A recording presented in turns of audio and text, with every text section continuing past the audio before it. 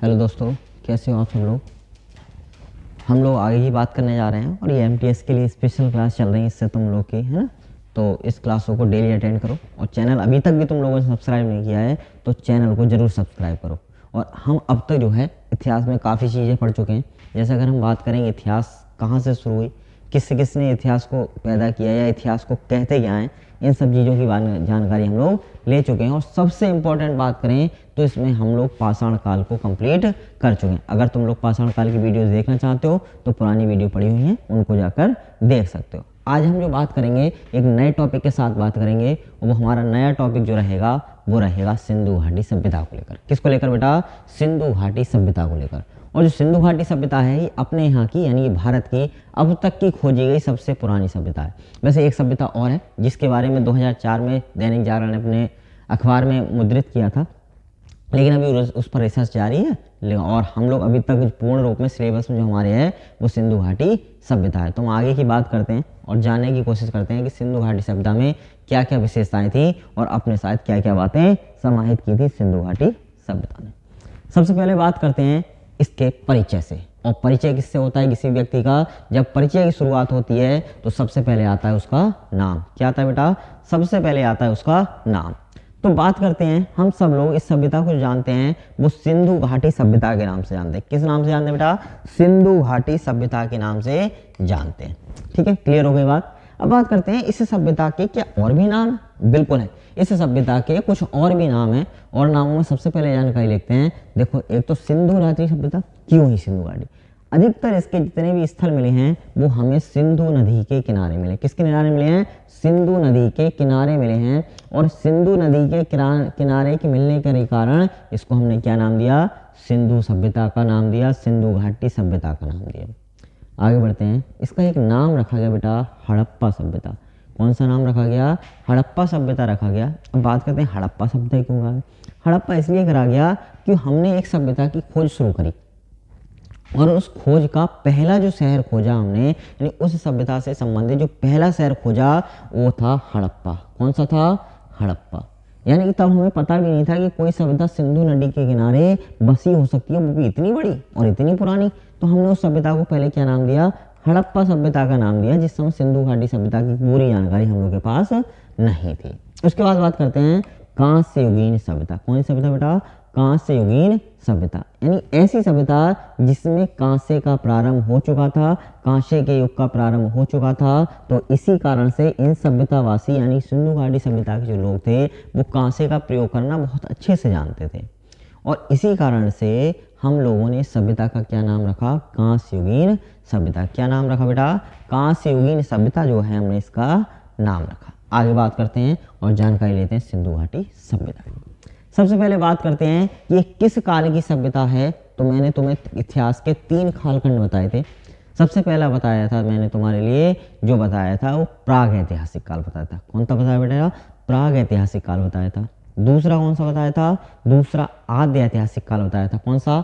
आद्य ऐतिहासिक काल बताया था। और तीसरा जो काल बताया था मैंने वो तुमको बताया था ऐतिहासिक काल। कौन सा काल? ऐतिहासिक काल। दोबारा से उसी बात को समझते हैं हम लोग। देखो, ऐतिहासिक प्राग ऐतिहासिक काल कौन सा होता है? तो इतिहास का वह कालखंड जिस समय की सभ्यता के पास कोई लिपि नहीं थी, यानी कि जिस समय सभ्यता के पास कोई लिपि नहीं थी उस समय का कालखंड क्या कहलाता है? उस समय का कालखंड कहलाता है आद्य ऐतिहासिक काल। कौन सा कालखंड कहलाता था? आद्य प्राग ऐतिहासिक काल। और जिस सभ्यता के लोगों के पास लिपि थी लेकिन हम लोगों पे पढ़ी नहीं गई उस सभ्यता का काल क्या कहलाता है? उस सभ्यता का काल कहता था आद्य ऐतिहासिक काल। और जिस सभ्यता में लिपि थी और हम लोग आज उसको पढ़ भी सकते हैं, यानी उसके बारे में जानकारी, लिखने की जानकारी जो है समझ चुके हैं, उस सभ्यता को हम लोग किस में रखते हैं? उस सभ्यता को रखते हैं ऐतिहासिक काल में। ठीक है, तो सिंधु घाटी सभ्यता में लिपि तो मिली है, यानी अक्षर तो लिखे हुए मिले हैं, लेकिन सच बात ये हम लोग पढ़ नहीं पाए। ठीक है, हम लोग जो है इस सभ्यता के अक्षरों को, वर्णमाला को, शब्दों को ना तो समझ पाए हैं और ना ही पढ़ पाए हैं। इसीलिए हम इस सभ्यता को किस कालखंड में रखते हैं? आद्य ऐतिहासिक काल में। किस में बेटा? आद्य ऐतिहासिक काल में।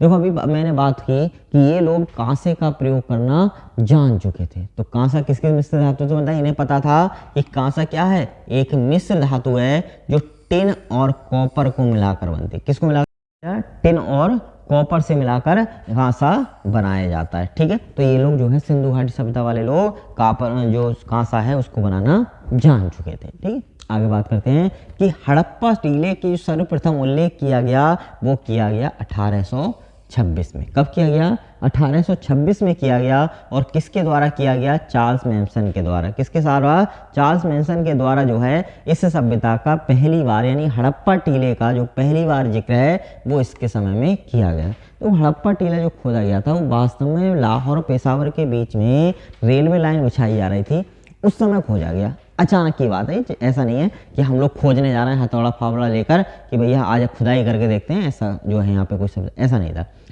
इस समय में क्या है, रेलवे ट्रैक का काम बड़ा जोरों शोरों से चल रहा था।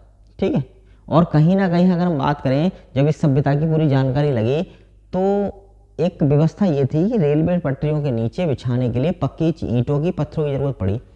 तो जो उसके कर्मचारी थे जब इस बीच में लाइन बिछाई जा रही थी तो उन्होंने देखा कि पड़ोस के गांव में एक दूसरी जगह से लोग जो है पक्की पक्की बड़ी बड़ी ईंटें लेके आते हैं। जानकारी लगाने की कोशिश की गई और रेलवे ट्रैक पर बिछाने के लिए उन ईंटों के लिए खोज की गई। लेकिन उसके बाद धीरे धीरे जो लोगों का यानी अंग्रेजों के जो उस समय अधिकार में भारत था उनका ध्यान जो है धीरे धीरे सभ्यता की ओर यानी इस जगह की ओर बढ़ा कि आखिर ऐसा क्यों है कि यहाँ से ये विशेष चीज़ें निकल रही हैं। और धीरे धीरे जो है एक हिस्टोरिकल साइट में बदल गया, ऐतिहासिक साइट में बदल गया। ठीक है, और इसके बाद खोज हुई हड़प्पा सभ्यता की या सिंधु घाटी सभ्यता की। सबसे पहली बात करते हैं कि सिंधु घाटी सभ्यता कैसी सभ्यता थी बेटा? एक नगरीय सभ्यता थी। कैसी सभ्यता थी? नगरीय सभ्यता थी। अब हम नगर क्यों कहते हैं? देखो इसमें जो कुछ भी है ना प्री मेंटेन, यानी कि अगर मकान बने हुए हैं तो पहले से पता है कहाँ बनेंगे, नालियाँ बनी हुई हैं तो उसके लिए अलग व्यवस्था है, शहरों की सड़कें बनी हुई हैं तो आज के शहरों की तरह बसी हुई हैं। यानी कहीं ना कहीं जैसी व्यवस्था शहरों में होती है वैसी व्यवस्था हम लोग को सिंधु घाटी सभ्यता में देखने को मिलती है। तो इसीलिए हम लोग क्या कह सकते हैं इसके लिए, यह कैसी सभ्यता थी? यह एक नगरीय सभ्यता थी। ठीक है, उसके बाद बात करते हैं पंजाब के जो हड़प्पा यानी पाकिस्तान के पंजाब में ये हड़प्पा जगह पड़ता है और ये किसके द्वारा जो है इसकी खुदाई की गई है, इसको खोजा गया? तो व्यक्ति थे दयाराम साहनी। कौन से व्यक्ति थे? दयाराम साहनी। और ये हड़प्पा कहाँ पर पड़ता है? ये पंजाब के मोंटगोमरी में पड़ता है। कहाँ पर? पंजाब के मोंटगोमरी में जो है इसकी शुरुआत की गई थी। आगे बढ़ते हैं, तो इसका दूसरा प्रमुख शहर कौन सा है? तो दूसरे प्रमुख शहर की अगर हम बात करें तो दूसरा प्रमुख जो शहर है वो है मोहनजोदड़ो। कौन सा बेटा? मोहनजोदड़ो है। और इसकी खोज 1922 में की गई राखालदास बनर्जी के द्वारा। किसके द्वारा बेटा? राखालदास बनर्जी के द्वारा इसकी खोज की गई। और ये पाकिस्तान के सिंध प्रांत में एक जगह है लरकाना। कौन सी? पाकिस्तान के सिंध प्रांत में एक जगह है लरकाना, यहाँ पर ये क्षेत्र पड़ता है। आगे बात करते हैं, देखो एक व्यक्ति है पिंगट महोदय, इतिहासकार हैं, इनका नाम काफ़ी ज़्यादा प्रमुख है। तो पिंगट महोदय ने एक बात कही हड़प्पा और मोहनजोदड़ो के लेकर। क्या बात कही? इन्होंने कहा कि ये विस्तृत राज्य की जुड़वा राजधानी यानी एक राज्य की दो राजधानियां, जो राज्य बहुत बड़ा था और इस राज्य को संभालने के लिए क्या बनाई गई? दो राजधानियां बनाई गई। क्या बनाई गई? दो राजधानियां बनाई गई। ठीक है, ये की बात किसने कही है? ये बात कही है पिंगट महोदय ने। चलो बात करते हैं कि हड़प्पा सभ्यता का आकार कैसा था। चीज क्या बात करते हैं कि भाई हड़प्पा सभ्यता जो थी उसका आकार कैसा था। तो बच्चों, मेरे बच्चों ध्यान रखोगे, उसका आकार कैसा था? त्रिभुजाकार था। कैसा था बेटा? उसका आकार त्रिभुजाकार था और जिसका क्षेत्रफल लगभग जो माना गया है वो 12,99,600 वर्ग किलोमीटर का माना गया। कितना बेटा? 12,99,600 वर्ग किलोमीटर का माना गया। चल अब इसका विस्तार देखते हैं, कहाँ कहाँ पर कितना विस्तार जो है इस सभ्यता का था। सबसे पहले बात करते हैं अपने प्रदेश उत्तर प्रदेश की। ठीक है, तो उत्तर प्रदेश में अगर हम बात करें तो उत्तर प्रदेश में एक जगह पड़ती है आज के समय में मेरठ। कौन सी जगह बेटा? मेरठ पड़ती है। और मेरठ में एक जगह है, एक बिंदु है जिसको हम बोलते हैं आलमगीरपुर। क्या है? आलमगीरपुर। इस आलमगीरपुर में ही जो है इस सिंधु सभ्यता का सबसे पूर्वी स्थल माना गया है। ठीक, क्या माना गया है? सबसे पूर्वी स्थल माना गया। पूर्वी को देख लो, अगर हमने दिशाएं दिखाते हैं वो इससे उत्तर होता है, इधर दक्षिण होता है, इधर पूर्व होता है और इधर पश्चिम होता है। इसी के आकार पर इस सभ्यताओं को बंटवारा हम लोगों ने स्थलों से किया है। देखो सबसे पूर्व में क्या पड़ा? सबसे पूर्व में मेरठ की जगह है आलमगीरपुर। इस आलम गिरपुर में ही जो है इस सभ्यता का सबसे पूर्वी स्थल देखा गया है। ये किस नदी के किनारे बच्चों? तो मेरे बच्चों ध्यान रखोगे, ये हिंडन नदी के किनारे। किस नदी के किनारे बच्चों? हिंडन नदी के किनारे बसी हुई है। आगे बात करते हैं सबसे ज्यादा दक्षिणी बिंदु की, यानी दक्षिण में सभ्यता का विस्तार, सिंधु घाटी सभ्यता का विस्तार कहाँ तक था? तो एक जगह है दायमाबाद। कहाँ पर? दायमाबाद। और ये पड़ती है अहमदनगर महाराष्ट्र में। कहाँ पर? अहमदनगर महाराष्ट्र में, ठीक है। और यहाँ पर इस सभ्यता का सबसे दक्षिणतम बिंदु जो है वो मिला है, या कह सकते हैं पाया गया है। किस नदी के किनारे बसी हुई बेटा? प्रवरा नदी के किनारे। किस नदी के किनारे? प्रवरा नदी के किनारे ये सभ्यता दक्षिण में बसी हुई थी। अब बात हम लोग देख रहे हैं कि इधर भी नदी है, इधर भी नदी है, ऐसा क्यों? तो कारण है उसका कि पहले सभ्यता की बात करी जाए तो कहीं ना कहीं पानी का स्रोत बहुत ज़्यादा प्रमुख था, और हर किसी जगह, आज भी इस समय में भी, पहले के समय में पानी जो है प्रमुख स्रोत था। अब बात यह है कि आज तो समरसेबल है, जहाँ मन चाहो वहाँ पानी तैयार है। भाई अपने उत्तर प्रदेश में अगर इस जिले में बात करें हम लोग, कुछ क्षेत्रों को, विशेष क्षेत्रों को छोड़ दें तो अधिकतर ये है समरसेबल कराओ पानी तैयार है।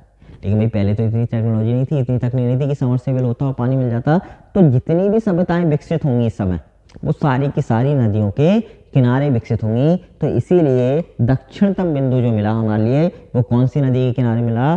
प्रवरा नदी के किनारे। कौन सी नदी के किनारे बेटा? प्रवरा नदी के किनारे प्राप्त हुआ। उसके बाद बात करते हैं सबसे मेन, इधर अपना जो आखिरी बिंदु है पश्चिम में, वो मिलता है हमारे पाकिस्तान में। किस में? पाकिस्तान में, ठीक है। तो जो हमारा पश्चिमतम बिंदु है वो पाकिस्तान में मिलता है, और पाकिस्तान में एक जगह है सुतकांगे डोर। कौन सी जगह बेटा?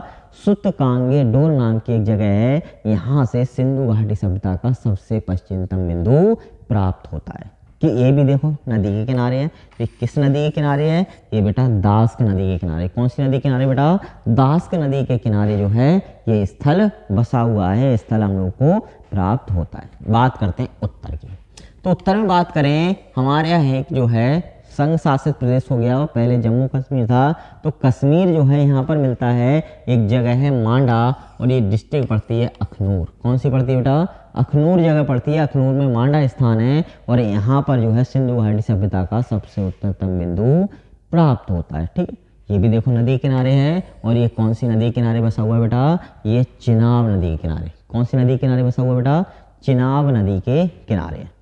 देखो अगर तुम लोग करंट अफेयर से संबंधित कोई भी सब्जेक्ट या करंट अफेयर संबंधित प्रश्न को जो है हल करना चाहते हो, तो उसके लिए हमारा एक टेलीग्राम चैनल, ठीक है, वो चैनल जो है करंट डेली नाम से है। तुम लोग सर्च करना करंट डेली, ठीक है।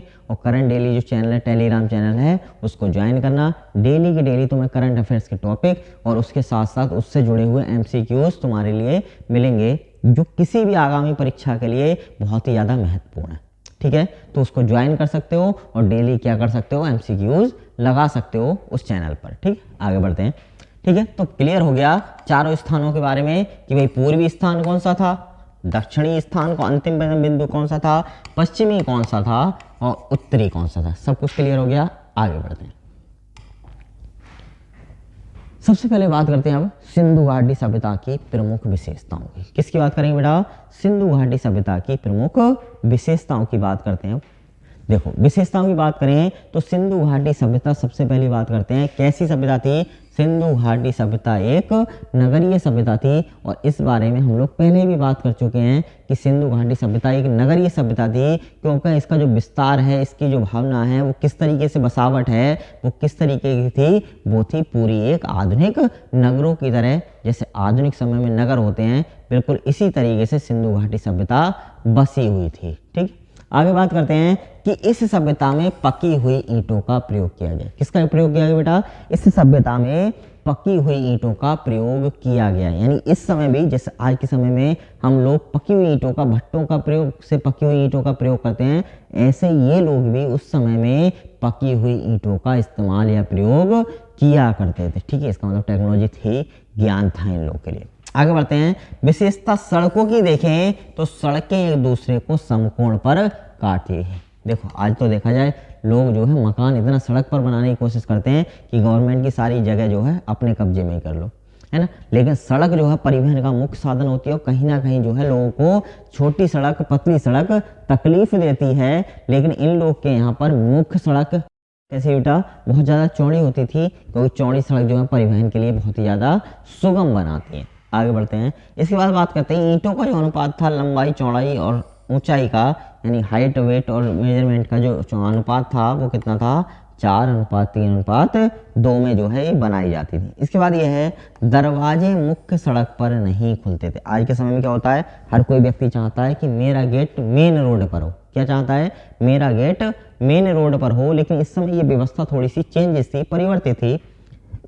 ये लोग ये चाहते थे कि मुख्य सड़क पर जो मेन रोड है उस पर दरवाजे ना खुलें। तो ये भी इसकी विशेषता थी कि दरवाजे जो होते थे मकानों के वो मुख्य सड़क पर नहीं खुलते थे। आगे बात करते हैं। देखो इस समय टेराकोटा का प्रमुख तौर पर इस्तेमाल किया था। टेराकोटा क्या है, ये होती है पकी हुई मिट्टी के बने हुए जो बर्तन प्राप्त होते हैं, पकी हुई मिट्टी जैसे घड़ा सुराही हम लोग इस्तेमाल करते हैं, इनको क्या बोला जाता था, टेराकोटा बोला जाता था। क्या बोला जाता था, टेराकोटा बोला जाता था। और इसी टेराकोटा के प्रमुख तौर पर उपयोग मिलते हैं, क्योंकि बर्तन स्टील के शायद नहीं थे, कांसे के बनाते होंगे, लेकिन टेराकोटा के बनाते, मिट्टी को उसको पकाते थे कुम्हार की तरह और उसका क्या करते थे, उपयोग करते थे। लिपि की बात करें तो लिपि जो मिली है वो भाव चित्रात्मक। कैसी लिपि मिली बेटा, भाव चित्रात्मक लिपि हम लोग को यहाँ पर प्राप्त होती है। कैसी लिपि बेटा, भाव चित्रात्मक लिपि हम लोग को यहाँ से प्राप्त होती है। आगे बात करते हैं। देखो इस सभ्यता के लोग दाएं से बाएं लिखते थे। कैसे लिखते थे, दाएं से बाएं, यानी इधर से इधर को लिखते थे। हम लोग इधर से लिखते हैं, ये लोग इधर से इधर को लिखते थे। ठीक है, तो दाएं से बाएं लिखते थे। इसके बाद बात करें, लिपि को आज तक नहीं पढ़ा गया है। यानी जो हमने बात करा, हम लोग इस सभ्यता को किस काल में पढ़ रहे हैं, इतिहास के आद्य ऐतिहासिक काल में पढ़ रहे हैं। और आद्य ऐतिहासिक काल की विशेषता है कि लिपि थी लेकिन हम लोगों पे पढ़ी नहीं गई, तो वह भी क्या है, इसकी एक विशेषता है। इस लिपि में लगभग 64 मूल चिन्ह पाए गए। कितने बेटा, लगभग 64 मूल चिन्ह जो है इस लिपि में पाए गए। इसके बाद बात करते हैं, इस सभ्यता के सर्वाधिक स्थल कहाँ पर है, गुजरात में। अगर भारत की बात करें तो इस सभ्यता के सर्वाधिक जो स्थल प्राप्त हुए हैं वो कहाँ से प्राप्त होते हैं बेटा, वो हमें प्राप्त होते हैं गुजरात से। ठीक है, कहाँ से प्राप्त हो रहे हैं, गुजरात से, अदानी वाले गुजरात से। चलो आगे बात करते हैं। बात यह है कि इस सभ्यता के लोग को एक चीज का और श्रेय आता है, वो आता है कपास को उगाने का। अगर कभी प्रश्न आता है तो तुम लोग ध्यान रखोगे कि कपास को उगाने का श्रेय किसको जाता है बेटा, कपास को उगाने का जो श्रेय जाता है वो जाता है सिंधु घाटी सभ्यता के लोगों। किसको जाता है बेटा, सिंधु घाटी सभ्यता के लोगों को जाता है। देखो इस समय में अगर पूजा पाठ की बात करें तो बिल्कुल पूजा पाठ होता था, इसमें कोई दोहराए बात नहीं है, वाली बात नहीं है। बहुत सारे साक्ष्य इसके मिले हैं। और मुख्य तौर पर जो पूजा की जाती थी वो मातृ देवी की जाती थी। किसकी पूजा की जाती थी, मातृ देवी की जाती थी। और यही बात ये बताती है कहीं ना कहीं इस समय जो समाज था वो कैसा था, मातृ सत्तात्मक था। कैसा समाज था बेटा, मातृ सत्तात्मक था। पेशा क्या था, कमाई कहाँ से होती थी, तो कमाई की बात करें दो जरिया मुख्य थे, कृषि और पशुपालन। व्यापार भी करते थे, ठीक है, इस समय के लोग व्यापार भी करते थे लेकिन कृषि और पशुपालन भी किया जाता था। एक चिन्ह में होता है हिंदू धर्म में जिसको हम बोलते हैं स्वास्तिक का निशान, सतीये का निशान। ठीक है, इस तरीके से चिन्ह देखा होगा तुमने। तो ये वाला चिन्ह है स्वास्तिक का, ये सबसे पहले हमें कहाँ से प्राप्त होता है, सिंधु घाटी सभ्यता से। कहाँ से बेटा, सिंधु घाटी सभ्यता से हमें ये चिन्ह प्राप्त होता है। आगे की बात करते हैं। देखो इस सभ्यता का वर्णन जो है ऋग्वेद में भी पाया गया है। ठीक है, जो हमारा ऋग्वेद है इसमें भी सभ्यता के बारे में बताया गया है। तो हम लोग जानते हैं अगर जो बताया गया है वो एक नाम दिया गया इसका हरियूपिया। क्या नाम दिया गया बेटा, हरियूपिया नाम दिया गया। ठीक है, यानी इस ऋग्वेद में कहा गया इसको हरियूपिया कहा गया। इसके बाद बात करते हैं, अभी समाज की बात हो गई कि समाज कैसा था भाई, हमारा मातृ सत्तात्मक था। आज पे आगे बात करते हैं कि सिंधु सभ्यता की है इस समय की सबसे अधिक मोहरें कहाँ से प्राप्त हुई हैं। ध्यान रखोगे बेटा, सबसे अधिक मोहरें जो प्राप्त हुई हैं वो मोहनजोदड़ो से प्राप्त हुई। कहाँ से प्राप्त हुई बेटा, मोहनजोदड़ो से जो है सबसे अधिक मोहरें प्राप्त हुई। आगे बढ़ते हैं। मोहरें कैसी कैसी थी, बेलनाकार थी, वर्गाकार थी, आयताकार थी, वृत्ताकार थी। लगभग जैसी भी हो सकती है, स्टाम्प जैसा हो सकता है वैसा था। ठीक है, यानी बेलनाकार भी था, वर्गाकार भी था, आयताकार भी था और वृत्ताकार भी मोहरें जो है हम लोग को मिलती हैं। अच्छा, एक प्रक्रिया होती है, हर धर्म में होती है और अपने अपने तरीके से होती है, वो होती है अंतिम संस्कार करने। किसको करने की, अंतिम संस्कार को करने की प्रक्रिया। होती है। ठीक है, तो इस समय भी थी, लेकिन इस समय दोनों प्रक्रियाएं थी, यानी दफनाने की भी प्रक्रिया होती थी और जलाने की भी प्रक्रिया हुआ करती थी। आगे बढ़ते हैं। देखो, सिंधु घाटी सभ्यता में वेश्यावृत्ति प्रचलित थी। इस बात के भी साक्ष्य मिलते हैं। ठीक है, इस बात के भी साक्ष्य मिलते हैं कि सिंधु घाटी सभ्यता में वेश्यावृत्ति भी होती थी। ठीक है, तो इस बात के साक्ष्य भी मिलते हैं। इसके बाद बात करें, तांबे की बनी हुई इक्का गाड़ी यानी खिलौना जो है, रथ के आकार का एक खिलौना जो है, वो यहाँ से हम लोग को क्या होता है, प्राप्त होता है। कहाँ से? हड़प्पा से। यानी सिंधु घाटी सभ्यता में स्थल की बात करें तो स्थल कौन सा था? हड़प्पा स्थल था। और यहाँ से क्या मिला है? तांबे की इक्का गाड़ी मिली है। और क्या क्या मिला इसके साथ? एक मुद्रा मिली है जिस पर गरुड़ छपा हुआ है। क्या मिली है? एक मुद्रा मिली है जिस पर क्या है? गरुड़ की आकृति है या गरुड़ छपा हुआ है। और साथ ही साथ तांबे का दर्पण मिला है। क्या मिला है? तांबे का दर्पण मिला है। इसका मतलब उस समय के लोगों को भी क्या था? सजने संवरने का शौक हुआ करता था। सस्ते संवरते थे, है ना। जैसे आज के समय में लेडीज होती हैं, बहुत बहुत समय लगा देती हैं सजने संवरने में, तो पहले भी हो सकता है लेडीजें लगाती हूँ। इसीलिए क्या बनाया था? क्या बनाया था? दर्पण बनाया था। शीशा बना हुआ था। किसका? तांबे का। ठीक है, आगे बढ़ते हैं। इस समय बंदरगाहों का विकास होता है और सबसे पुराना बंदरगाह हमारे यहाँ पर मिलता है, प्राकृतिक रूप से बना हुआ था। और कहाँ पर था ये? लोथल में। कहाँ पर? लोथल। इस लोथल को सर्च करोगे तो यह है गुजरात के अहमदाबाद में। कहाँ पर? गुजरात के अहमदाबाद में, जो कहाँ पड़ता है? खंबात की खाड़ी में। कहाँ पर बेटा?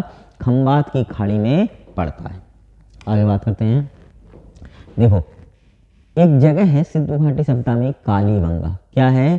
कालीबंगा। यहाँ से ऊँट की हड्डियाँ प्राप्त हुई हैं। क्या प्राप्त हुआ बेटा?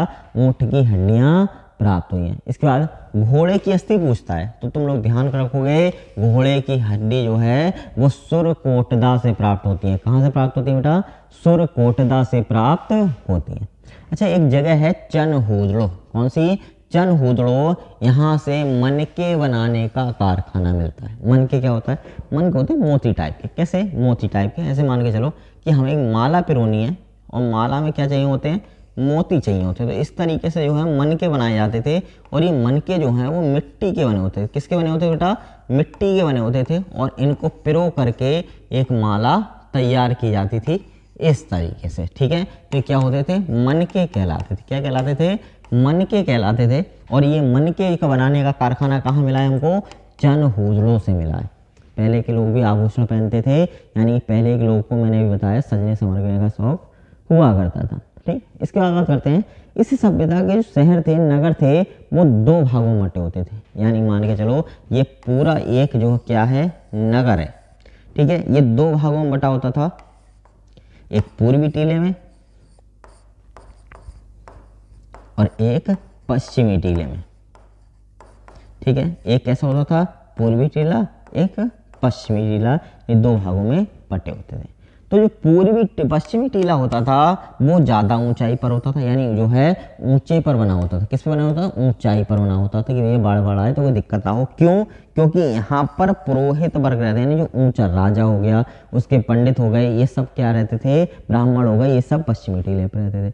दूसरी बात करें, जो पूर्वी टीला होता था वो नीचा होता था और नगर कहलाता था। यहाँ पर आम जनतावासी या कह सकते हैं अन्य नगरवासी यहाँ पर निवास किया करते थे। आगे बढ़ते हैं। देखो, अब बात करते हैं सिंधु घाटी सभ्यता के प्रमुख चिन्हों की। ये पूछता है प्रश्न पत्र में, कौन सा चिन्ह किस चीज के लिए महत्वपूर्ण है, किस चीज को दर्शाता है। तो सबसे पहले बात करते हैं ताबीज की। तो ताबीज आज के समय में भी वही काम करता है, पहले भी करता था। यानी तुम लोग देखते होगे, जिसको भूत प्रेतों का डर लगता है वो क्या करता है? अपने गले में ताबीज पहन लेता है। ठीक है, तो ताबीज क्या करता था? ताबीज प्रेत आत्माओं से छुटकारा दिलवाता था। क्या करता था बेटा? प्रेत आत्माओं से छुटकारा दिलवाने के लिए लोग क्या करते थे? अपने गले में बड़े बड़े ताबीज पहन लिया करते थे। एक चिन्ह मिला जो वो स्वास्थ्य कहा मैंने, तो किस चीज का प्रतीक था? वो था सूर्य की उपासना। किसका बेटा? सूर्य की उपासना का। इसके बाद नाग का भी जिक्र मिलता है, यानी नाग जो है उसके बारे में बताया गया, तो पूजा होती थी नाग की। बकरे का जो प्रतीक है वो बलि के लिए हुआ करता था। किसके लिए हुआ करता था? बलि, यानी बकरे को जो है बलि के लिए प्रयोग किया था। वास्तव में बकरा जो है वो बलि के लिए ही बना है। ठीक है, आगे बढ़ते हैं। आगे है एक पक्षी जानवर मिलता है जिसको कहा जाता है श्रृंग। एक पशु है जो है पशु था, और इस पशु को जो माना जाता था वो शिव के रूप में माना जाता है, यानी शिव के रूप में इसकी पूजा की जाती थी। उसके बाद मिलती है योगी की मुद्रा, यानी योगी की मुद्रा में एक मूर्ति प्राप्त हुई है और जिसको क्या माना गया, शिव का रूप। आदि योगी किसको बोलते हैं, शिव को बोलते हैं। तो योगी से संबंधित क्या है, शिव का रूप, ये वाले योगी नहीं। ठीक है, चलो आगे बढ़ते हैं। इसके बाद आते हैं सिंधु सभ्यता के कुछ महत्वपूर्ण क्षेत्र या स्थलों की। कौन कौन से क्षेत्र कहाँ कहाँ से हम लोग को प्राप्त होते हैं उसकी बात करते हैं। तो एक जगह है लोथल, कौन सी, लोथल, और ये हमें कहाँ से प्राप्त होता है बेटा, गुजरात से प्राप्त होता है। इसके बाद अभी पूछता है कि आलमगीरपुर कहाँ पर है, तो आलमगीरपुर उत्तर प्रदेश में स्थित है। पूछा जाए डेरा इस्माइल कहाँ पर है, तो ये पंजाब में स्थापित है। राखी गढ़ी कहाँ है बेटा, राखी गढ़ी हरियाणा में है। कहाँ पर है, हरियाणा में। ध्यान रखोगे राखड़ी कहाँ पर है, हरियाणा में है। मांडा कहाँ पर पड़ता है बेटा, तो मांडा पड़ता है जम्मू कश्मीर में। और इसके साथ मैंने तुम्हें एक चीज़ और बताई थी, ये इस सभ्यता का सबसे उत्तरतम बिंदु है, या कह सकते हैं जो सबसे उत्तरी बिंदु है वो कौन सा है, मांडा है। ठीक है, अखनूर जिले में जो बताया था। इसके बाद बात करते हैं कालीबंगा की। ठीक है, तो कालीबंगा कहाँ पर स्थित है बेटा, राजस्थान में है।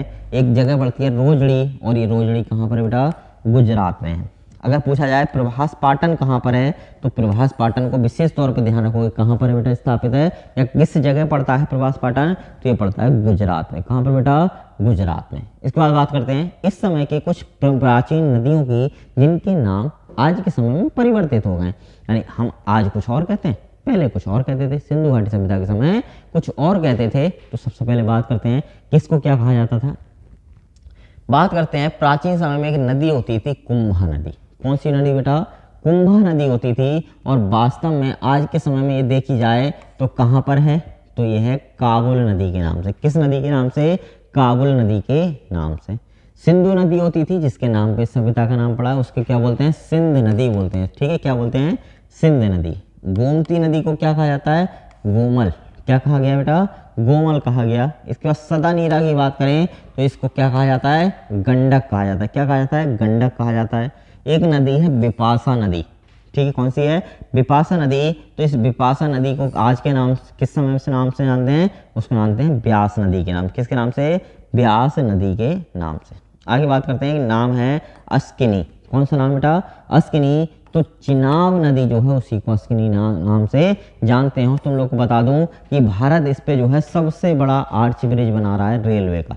ठीक है, रेलवे का सबसे ऊंचा आर्च ब्रिज जो है वो चिनाब नदी पर जम्मू कश्मीर में इस समय बनाया जा रहा है। ठीक है, आगे बात करते हैं, नदी होती थी परुशनी नदी। ठीक है, और ये आज के समय में कौन सी नदी कहलाती है, रावी नदी कहलाती है। कौन सी नदी बेटा, रावी नदी। एक होती है सतुद्री नदी, तो ये क्या कहलाती है आज के समय में, सतलज नदी कहलाती है। कौन सी नदी बेटा, सतलज नदी कहलाती है। आगे बात करते हैं, नदी के किनारे बसे कुछ सिंधु घाटी सभ्यता के प्रमुख स्थल। यानी कौन सा स्थल कौन सी नदी घाटी के किनारे बसा हुआ है। सबसे पहले बात करते हैं मोहनजोदड़ो की। किसकी, मोहनजोदड़ो की। ये किस नदी के किनारे बेटा, ये है सिंधु नदी के किनारे। किसके किनारे बेटा, सिंधु नदी के किनारे मोहनजोदड़ो बसा हुआ है। हड़प्पा किसके किनारे है, तो हड़प्पा जो है वो रावी नदी के किनारे। किसके किनारे बेटा, रावी नदी के किनारे बसा हुआ है। ध्यान रखोगे। रोपड़ किसके किनारे है, रोपड़ है सतलज नदी के किनारे। किसके किनारे बेटा, सतलज नदी के किनारे। एक जगह पड़ती है सिंधु घाटी सभ्यता में सुतकांगेडोर। कौन सी जगह है बेटा, सुतकांगेडोर। और ये सुतकांगेडोर दास के नदी के किनारे है। और मैंने अभी तुम्हें थोड़ी देर पढ़ाया था कि ये सबसे कौन सा बिंदु है, पश्चिमतम बिंदु है। कौन सा बिंदु है, सुतकांगेडोर पश्चिमतम बिंदु है। इसके बाद एक जगह पड़ती है लोथल। और लोथल कौन सी नदी किनारे है, भोगवा नदी किनारे। कौन सी नदी किनारे बेटा, भोगवा नदी किनारे लोथल बसा हुआ है। बात करते हैं कालीबंगा की। तो कालीबंगा किस नदी किनारे है, कालीबंगा है घग्गर नदी किनारे। कौन सी नदी किनारे बेटा, घग्गर नदी के किनारे। बात करते हैं रंगपुर की। तो रंगपुर जो बना हुआ है वो किसके है, मादर नदी के किनारे। किसके नदी के किनारे, मादर नदी के किनारे रंगपुर बसा हुआ है। आलमगीरपुर कहाँ बेटा, आलमगीरपुर हिंडन नदी के किनारे बसा हुआ है। इन शब्दों को ध्यान रखोगे। ठीक है, इस चैनल को सब्सक्राइब और लाइक जो है वीडियो को जरूर करें।